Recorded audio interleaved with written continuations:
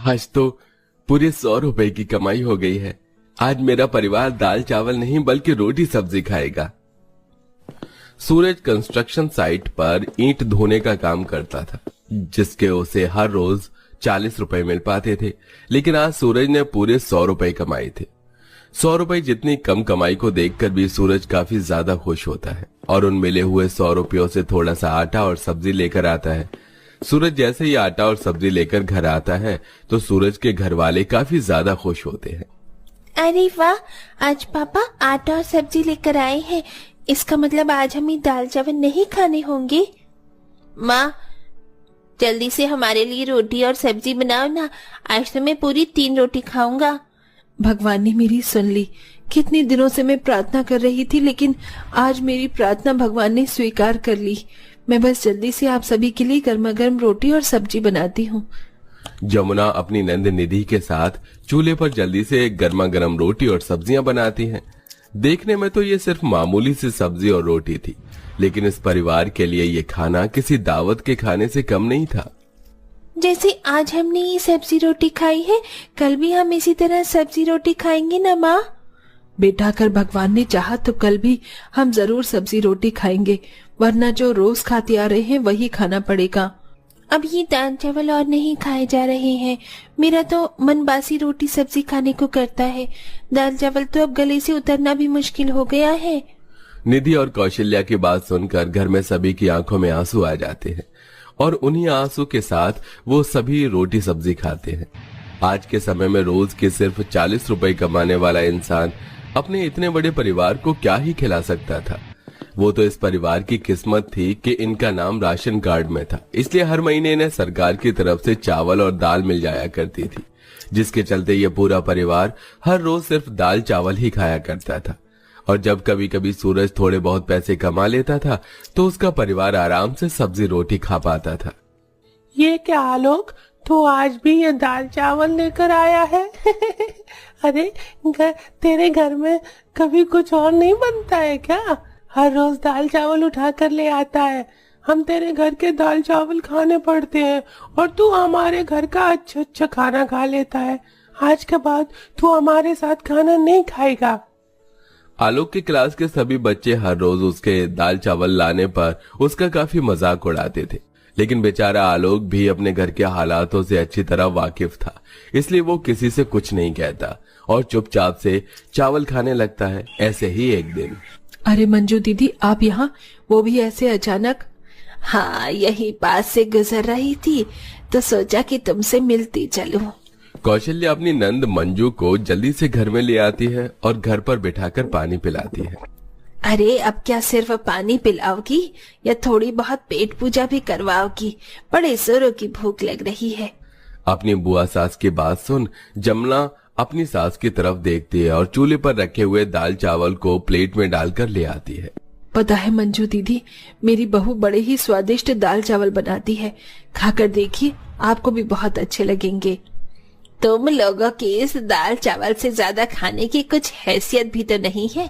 मैं अच्छे से जानती हूँ, ये दाल चावल तुम्हें सरकार की तरफ से मिलते हैं, इसीलिए महीना भर तुम यही दाल चावल खाते हो। तुम्हारी क्या इतनी भी हैसियत नहीं है कि घर में आए मेहमान को कुछ अच्छा खिला सको? कौशल्या की नंद उसकी और उसके परिवार की बेइज्जती पर बेइज्जती करे जा रही थी, लेकिन बेचारी कौशल्या चाहकर भी कुछ नहीं कर पा रही थी। पूरे परिवार की बेइज्जती करने के बाद मंजू वहां से चली जाती है, जिससे कौशल्या को काफी दुख होता है। अगर कोई इंसान गरीब है तो क्या उसकी कोई इज्जत भी नहीं है? लोगों को सिर्फ पैसा दिखता है, किसी के दिल का प्यार नहीं। माँ जी, संभालिए खुद को, एक दिन देखना सब कुछ ठीक हो जाएगा। जो लोग आज हमारी गरीबी का मजाक उड़ा रहे हैं ना, भगवान उन्हें उनके किए की सजा जरूर देगा। जमुना हर दिन भगवान से अपने परिवार की स्थिति को ठीक करने के लिए प्रार्थना करती थी, लेकिन शायद अभी कुछ और दिन जमुना और उसके परिवार की जिंदगी में बस ये दाल चावल ही लिखे हुए थे। माँ, 1 महीना हो चुका है और आपने अभी तक एक बार भी रोटी सब्जी नहीं बनाई। माँ, कब बनाओगी रोटी सब्जी?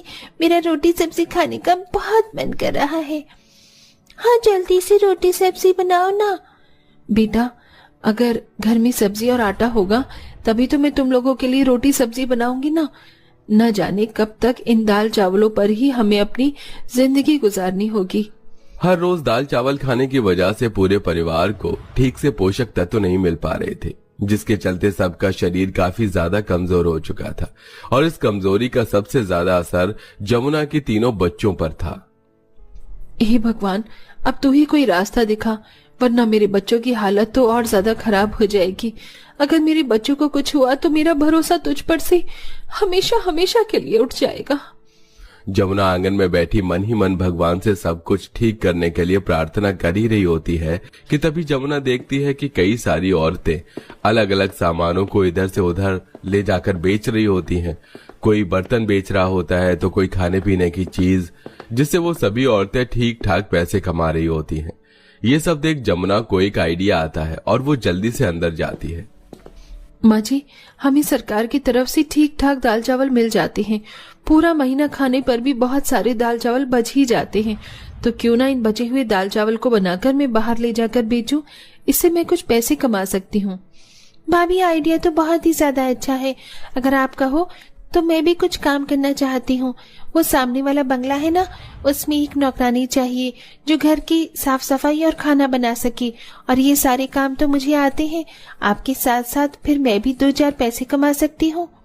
कौशल्या अपनी बहू और बेटी को काम करने की इजाजत दे देती है और अब अगले दिन से ही जमुना दाल चावल बनाकर उन्हें बेचने के लिए निकल जाती है। वहीं निधि भी उस बड़े से बंगले में सफाई का काम करने लगती है। दाल चावल ले लो, दाल चावल, गर्मा गर्म दाल चावल ले लो, सिर्फ 20 रुपए प्लेट। और ठेले वाले तो 40 रुपए प्लेट दे रहे हैं और आप 20 रुपए प्लेट दे रही हैं। ये तो काफी सस्ते हैं। मेरे लिए एक काम करिए, 1 प्लेट लगा दीजिए। जितने भी मजदूर फैक्ट्री में काम करते थे दोपहर के वक्त वो यही सब खाया करते थे।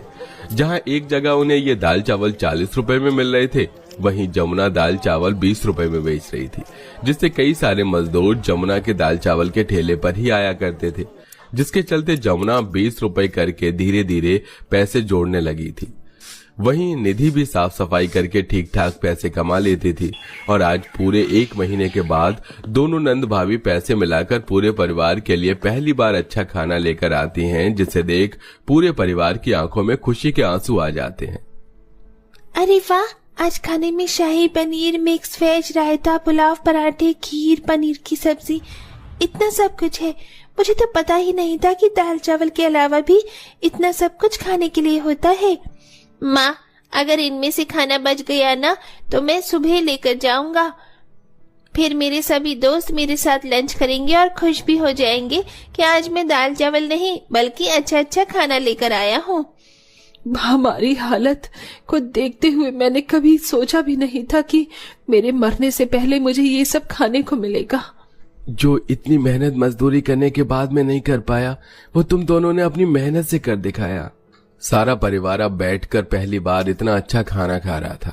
उन्हें तो ये सब किसी सपने जैसा लगता है। अपने परिवार को पहली बार इतना खुश देख जमुना मन ही मन काफी खुश होती है और अब जमुना ठान लेती है कि वो अपने इसी काम को जारी रखेगी। दाल चावल बेच बेच कर जमुना काफी सारे पैसे जमा करके रख लेती है। निधि, अब तुम्हें उस बंगले में नौकरानी का काम करने की कोई जरूरत नहीं है। लेकिन क्यों भाभी? अगर हम दोनों में से किसी ने एक ने भी काम छोड़ दिया ना तो हमारी हालत फिर से पहले जैसी होने लगेगी। नहीं निधि, अब ऐसा नहीं होगा। मैंने दाल चावल बेचकर बहुत सारे पैसे इकट्ठा किए हैं। अब इन पैसों की मदद से हम दाल चावल के साथ साथ और भी कई तरह की चीज बनाकर बेच सकते हैं, वो भी सस्ते दामों पर। सस्ते दाम को देखकर ज्यादातर लोग हमारे पास ही खाने के लिए आया करेंगे और अगर भगवान की कृपा यूं ही बनी रही तो एक दिन हम जरूर कामयाब होंगे और इस गरीबी के दलदल से जरूर बाहर निकलेंगे। निधि को अपनी भाभी की बात काफी हद तक सही लगती है, इसलिए अब निधि जमुना के साथ मिलकर दाल चावल के साथ साथ और भी कई तरह के खाने पीने की चीज बनाकर उन्हें बेचती है और सिर्फ कुछ महीनों की मेहनत से अब उनकी माली हालत भी ठीक होने लगती है। दोनों नंद भाभी अपने छोटे से घर की अच्छी खासी मरम्मत करवाते हैं। वहीं अब सूरज भी मजदूरी का काम छोड़कर अपनी बहन और पत्नी के साथ खाने के काम को संभालता है। धीरे धीरे इस परिवार की जिंदगी ट्रेन की तरह पटरी पर आने लगती है। बहू, तू तो हमारे लिए देवी है देवी। ये सब कुछ जो भी है ना, ये सब तेरी वजह से है। ये सब कुछ मैंने अकेले थोड़ी ना किया है, बल्कि निधि ने भी इसमें मेरा बराबर का साथ दिया है। माँ बिल्कुल ठीक कह रही है। भले ही मैंने मदद की है, लेकिन इस मेहनत के पीछे आपका हाथ है। पूरा परिवार भगवान का शुक्रिया अदा करता है और इसी काम को जारी रखते हुए एक अच्छी खासी जिंदगी जीता है। और साथ ही जब भी उन्हें कोई भूखा प्यासा दिखता तो वो जरूर उसकी मदद करते, क्योंकि उस भूखे प्यासे इंसान में कहीं न कहीं आज भी उन्हें अपने बीते हुए कल की जिंदगी दिखती है।